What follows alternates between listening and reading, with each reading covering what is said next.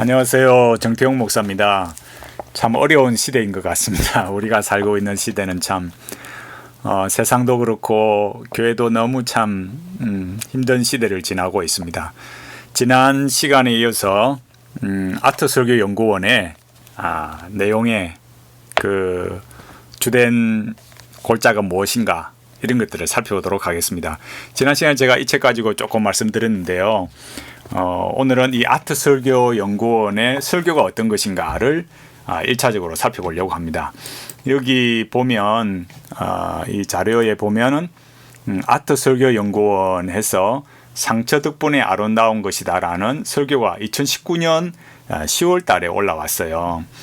여기에 먼저 원장인 아트설교연구원의 원장인 김도인 목사님의 글이 먼저 게재가 되었던 것 같습니다. 그리고 지금 이 설교는 이재영 목사의 대구 아름다운 게 이재영 목사의 설교도 게재합니다. 이렇게 크리스천 투데이에 공개된 설교예요. 여기에 우리가 이제 이 설교를 보면 아마 먼저 보신 분들도 아마 계시겠죠. 그런데 이런 설교들을 보면 대부분의 현대의 설교 방식이 이렇다라는 것을 우리가 좀 공감을 할 수 있는 거죠. 그래서 이런 설교의 그 내용이 뭐냐면 내용보다도 방식이 뭐냐면 폴 틸리의 상관관계 방식 설교를 가지고 있어요. 우리가 지금 대부분 교회에서 행하는 설교는 이 틸리의 영향을 입어서 상관관계 방식의 설교를 하고 있습니다. 그렇다고 모든 사람이 다 이런 상관관계 방식의 설교를 한다 이런 건 아니에요. 그러나 이런 미국적인 설교 패턴의 영향을 힘입어서 그런 상관관계 방식의 설교를 많이 하고 있습니다. 틸리는 이 상관관계 방식을 통해서 인간의 이 실존의 문제를 성경으로 답해야 된다 이런 관점을 가지고 있었죠.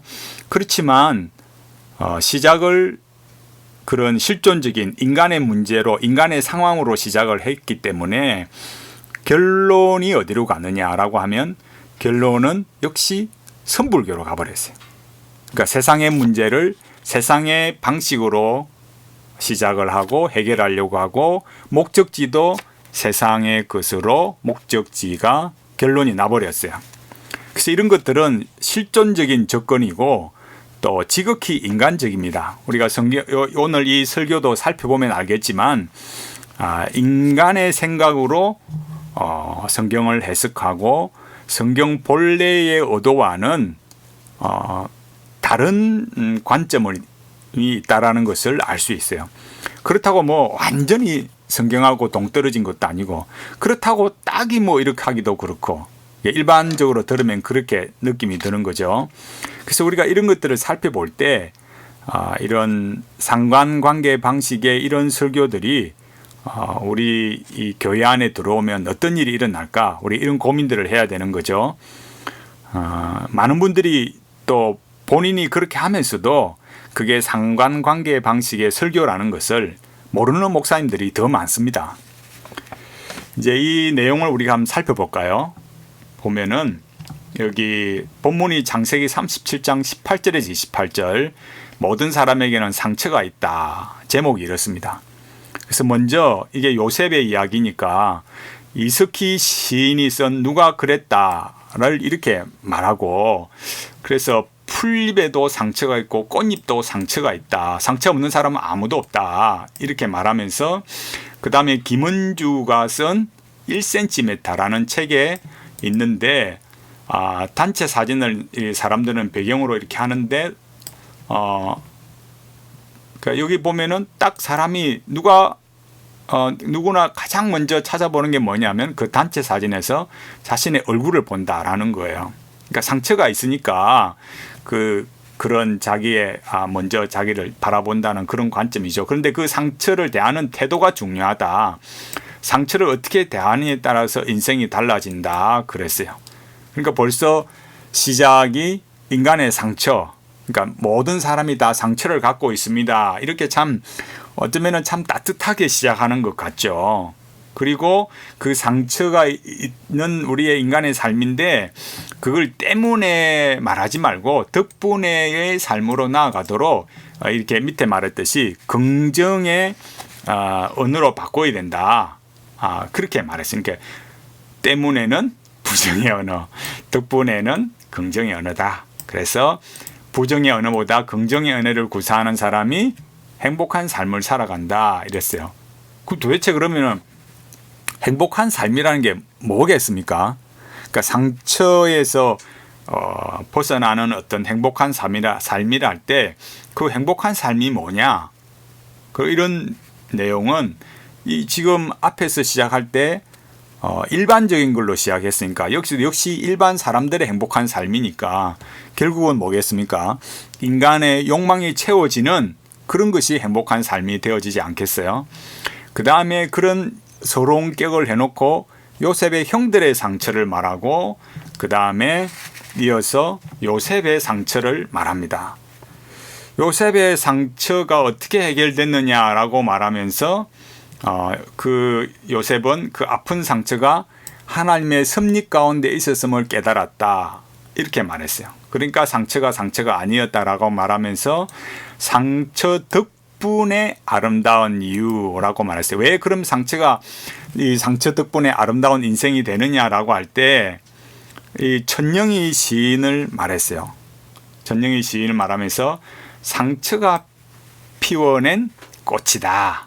그래서 슬픔을 삭힌 사람이 아름답고 아름다움을 앓고 난 뒤에 그 사람다움이 있다. 또 그 다음에 이석희 시인을 통해서 이렇게 소나무가 송진의 향을 내뿜으려면 몸에 상처가 나야 된다. 이렇게 말했어요. 이것들 요까지만 쭉 살펴보면 어떻습니까? 지극히 인간적이에요. 인간적이라는 게 인간의 어떤 그 보편적인 상처를 말하는 것도 되겠지만은 지금 제가 여기서 말하는 인간적이라는 것은 이런 일들을 주도해 가는 그러니까 이 설교의 주도성을 볼 때 하나님이냐 인간이냐라고 할 때 지극히 인간적이에요. 왜 제가 지금 이렇게 말하는 게 어떤 제 자신의 주관적인 것보다도 이 설교에 그대로 묻어나고 있어요. 그건 좀 이따 해결책에 나옵니다. 여기 진주도 어때요? 진주도 상처를 내서 이렇게 말하는데 저도 이 진주에 대한 예화를 쓸 수 있어요. 그러나 이게 잘 보시면 왜 인간적인 주도냐 이런 게 나타나는 거예요. 그게 무슨 말이냐? 상처 덕분에 아름다운 삶을 살기 위해서 뭘 해야 되느냐라고 할 때 어떻게 해야 됩니까? 이게 해결책을 말하잖아요. 이제 설교의 결론부에 오는 거죠. 해결책을 말할 때 내 스스로 치유하려고 노력해야 된다. 이렇게 말했어요. 아니 그러면 내가 내 인생을 내 스스로 다 치유할 수 있으면 성경이 무슨 필요가 있고 하나님의 어떤 그 역사하심, 섭리하심 이런 게 무슨 필요가 있겠어요? 왜 여러분 제가 왜 인간적인 주도성 그런 걸 실존주의적이라고 말하거든요. 그리고 여기 말했듯이 대구 출신의 정호성 시인이란 분이 계십니다. 말했어요. 이 정호성 시인은 예수 믿는 사람이 아니에요. 제가 지금 앞에부터 설명하듯이 뭐예요? 일반적인 그 내용을 가져와서 인간의 보편적인 삶을 가져와서 상처를 말하고 그러면서 내 스스로 치유하려고 노력해야 된다 이렇게 말하면서 이 정호성 시인을 말하고 이렇게 인간이 스스로 자기를 상처를 돌보고 그 상처가 뭔지 이렇게 해결해 가는 것이 중요하다. 그 상처에 대한 해결을 뭐예요? 내가 해가는 거예요. 여기 말했듯이 내 상처는 내가 돌봐야 됩니다. 상처에 치유의 물을 주어야 합니다. 이렇게 말하는 거죠. 그러니까 이런 관점들 내가 가지고 있는 상처 내가 치료해서 소나무에서 이렇게 향이 나듯이 내가 치료하고 내가 향기를 바라는 그런 관점이 돼버리는 거죠. 여기 이 어떻게 해야 됩니까를 말하는데 내 스스로 치유하고 노력하고 정호성 시인을 말한다. 이런 관점들이 참 너무 이렇게 성경적인 해결책으로 말하는 것이 아니라 실존주의적인 해결책이죠. 인간이 자기가 자기 상처를 치유하니까요. 그 다음에 또 그런 인간 주도성이다. 이런 게 뭐냐면 둘째도 우리의 상처를 하나님께 가져가야 합니다. 라고 이렇게 말했어요. 근데 물론 우리도 그렇게 말할 수 있죠. 우리가 우리 아픔이 있을 때 하나님께 가져가야 됩니다. 이렇게 말할 수 있지만은 이 설교가 풍겨주는 이 전체적인 성향이 뭐냐면은 이렇게 이 1번에 그러니까 첫째가 내 스스로 치유하고 노력해야 됩니다. 이런 말에 나와 있듯이 내가 상처를 돌보고 내가 하나님께 가져가고 내가 하는 거예요. 그 다음에 참 이 놀라운 것은 여기 하나님께서 하나님의 백성된 우리의 상처를 싸매어 주신다. 상처를 치유하고 더 아름다운 삶으로 더 빛나는 삶으로 우리를 인도하신다. 이렇게 말했어요. 그러면서 이 세월호 침몰 참사를 말하고 그 다음에 이어서 요나의 물고기 뱃속에서 또 이걸 말했어요. 근데 참 이게 이 설교자분께서 왜 이 세월호와 요나를 연결했는지 논리적 연결성이 없어요. 그러니까 요나 같은 경우에는 어떻습니까? 하나님의 명령에 거부해서 요나가 도망치다가 바닷속에 그 바다에서 풍랑을 만나서 선원들이 바닷속에 요나를 던져서 물고기에 들어간 건데 그거하고 또 이 세월호 사건하고 과연 어떤 논리적인 연결성이 있는가? 이 설교자의 관점에서 보면은 뭡니까? 다 상처라는 관점에서 보는 거죠. 그럼 요나도 그럼 상처를 받았습니까? 요나는 여기 나온 것처럼 분명히 뭐예요? 깨닫고 회개한 거죠. 그러니까 우리가 이런 삶에 있어서 성경 본래의 맥락과 상관없이 인간의 실존 상황에서 상처라는 키워드를 가져와서 계속 상처를 하는 그 맥락으로 연결해 가니까 성경 본래의 뜻과는 연결성이 그 논리성이 떨어지게 되는 거죠. 그 다음에 또 예수님도 상처가 있으시다. 그래서 예수님 상처가 있으시다. 우리가 물론 어느 정도 이렇게 상상은 할 수는 있겠죠. 왜 제자들이 뭐 배반하고 그렇게 했으니까 또 가룟 유다도 배반하고 이런 일이 있었던 거죠. 그런데 이런 인간의 어떤 지나친 상상, 그게 어디 나타나냐면 베드로가 예수님을 3번 부인했을 때 예수님과 베드로와 눈이 마주치고 또 주님께서 베드로를 바라보고 있던 눈빛이 긍휼의 눈빛이었다. 그 다음에 뭐라 했냐면은 그 긍휼이란 게 뭐예요? 괜찮다는 눈빛이었다. 이렇게 말했어요. 이 실수를 통해 베드로가 주님을 위해 더 귀한 제자로 쓰임 받으실 것을 기대하는 눈빛이었다.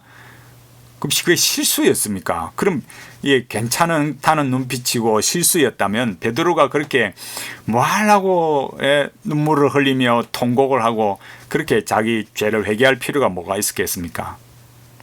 그러니까 우리가 이런 본문에 관한 그런 계속 상처에 관한 관점으로 이렇게 계속 몰아가면은 그럼 예수님도 상처고 그럼 또 베드로도 무슨 다 상처고 그렇게 연결돼야 됩니까? 그 연결점이 그런 거죠. 그 다음에 상처 입은 치유자 이렇게 나오는데요. 이 헨리 나우엔은 이 제목 자체로 벌써 그렇듯이 헨리 나우엔의 상처 입은 치유자라고 이렇게 나오는데 이 상처 입은 치유자라는 것은 이 헨리 나우엔은 이 기독교인이 아니에요.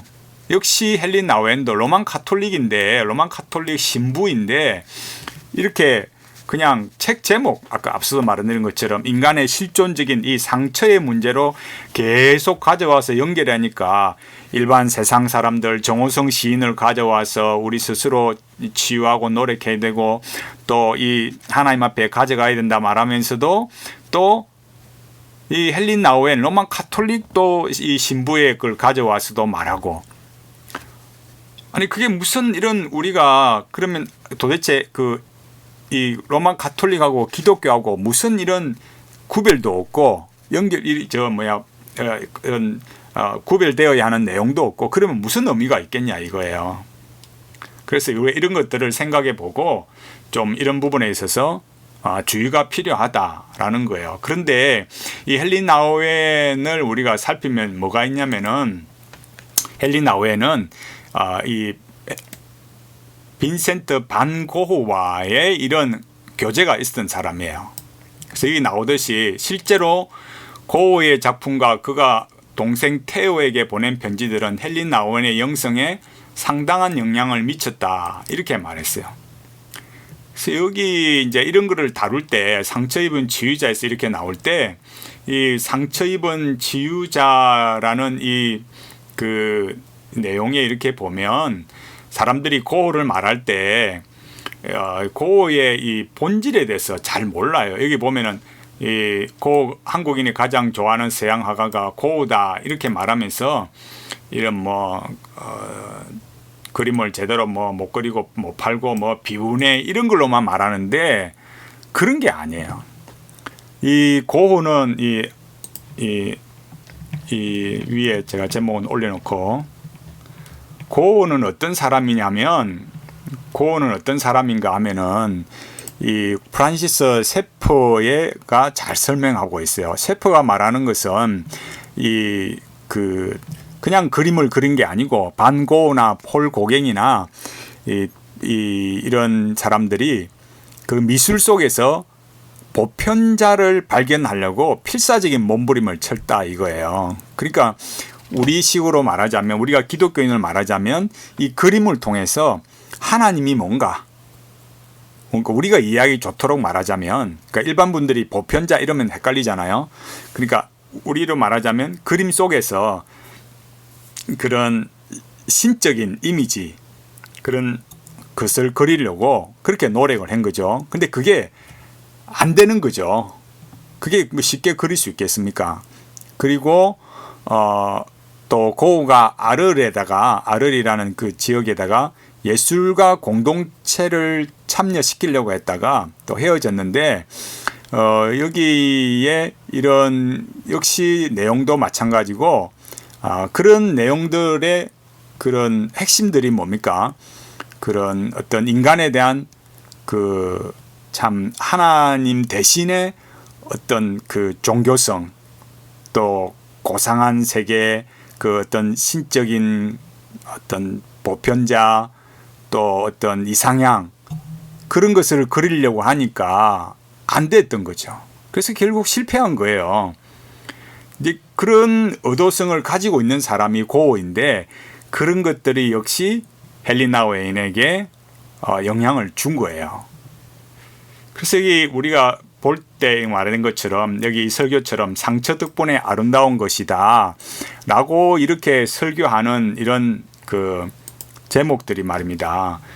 이 끝에 오면은 결론에 오면 어떻게 했습니까? 설교의 결론에서 어떻게 말하느냐 이게 중요한 거죠. 설교 결론의 끝에 어떻게 나오느냐 하면은 헨리 나우엔을 끝으로 말하면서 제게도 상처가 있고 모든 사람에게도 상처가 있습니다. 많은 사람이 이 상처 때문에 힘이 들고 아파합니다. 그러면서 상처 덕분에 아름다운 삶을 살아야 된다. 그러니까 상처를 내 자녀 돌보듯이 잘 보아야 되고 내 상처를 주님께 드려야 된다. 그럴 때 상처 입은 치유자가 되고 다른 상처 입은 사람을 치유하게 될 것이다. 앞에서 설교한 거를 소제목들을 쭉 이렇게 취합을 해서 결론을 내렸어요. 이게 지극히 현대적인 설교를 말하고 있는 거죠. 그러면 예수 그리스도의 십자가는 무슨 의미가 있는가? 우리 이런 걸 생각해 볼 수가 있는 거죠. 그러니까 상처를 여기 마지막 결론에도 말했듯이 인간의 모든 사람에게 상처가 있다. 상처 때문에 힘들고 아파한다. 그 상처를 때문에 아름다운 삶을 살아야 되는데 그걸 누가 해가요? 내 자녀를 돌보듯이 내가 돌보고 내가 주님께 맡기고 그래야 내가 상처 입은 치유자가 된다. 그 헨리 나우엔이 그렇게 로만 카톨릭 신부인데 그런 사람의 영성을 가져와서 이렇게 또 말한다. 참 이런 거 정말 놀라운 거죠. 우리가 이런 과정들을 보면 참 이 시간적으로 이런 흐름들을 우리가 살펴볼 때도 그렇지만은 이 신학의 흐름들 말입니다. 그러니까 점점 이런 상관관계 방식으로 주도해 가다 보니까 하나님의 역사하심, 또 하나님의 계획, 또 이런 예수 그리스도의 십자가, 이런 것들은 의미가 없는 거예요. 갈수록 인문학적 사고, 앞서 처음 시작할 때 말했듯이 틸리가 말하는 그런 상관관계 방식, 이런 것들에 영향을 받아서 그런 인간적인 설교, 지극히 인간적인 설교를 하게 되는 거죠. 그래서 사실은 성경적인 해결책이라고 보다는 지극히 인문학적인 해결책이고, 하나님이나 또 주님이다, 이런 단어들은 참 그냥 양념으로 곁다리로 조금씩 나올 뿐이지, 사실은 이런 설교를 들었을 때 참 우리 인간의 죄인됨의 비참함, 또 그리스도의 십자가의 구원, 이런 내용들보다는 계속 인간의 보편적인 그런 상처, 그런 관점, 이런 것들로 더 이렇게 치우칠 수밖에 없다라는 거예요.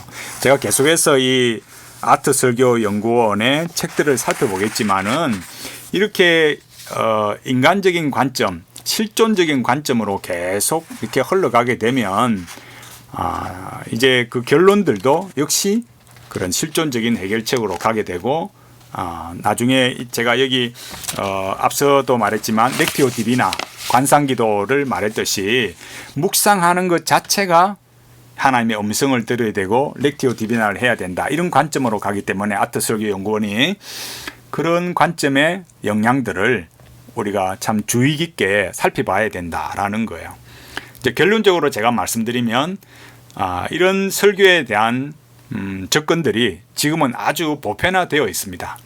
누가 봐도 참 쉽게 구분할 수 없을 정도로 되어 있지만, 사실은 어떤 주제, 상처라는 주제, 그러니까 주제에 관한 합당한 그런 걸 자료를 다 이렇게 모으고 그런 상처에 대한, 주제에 대한 해결책으로 가는 것이 과연 적절한가, 이런 걸 우리가 봐야 된다라는 거예요.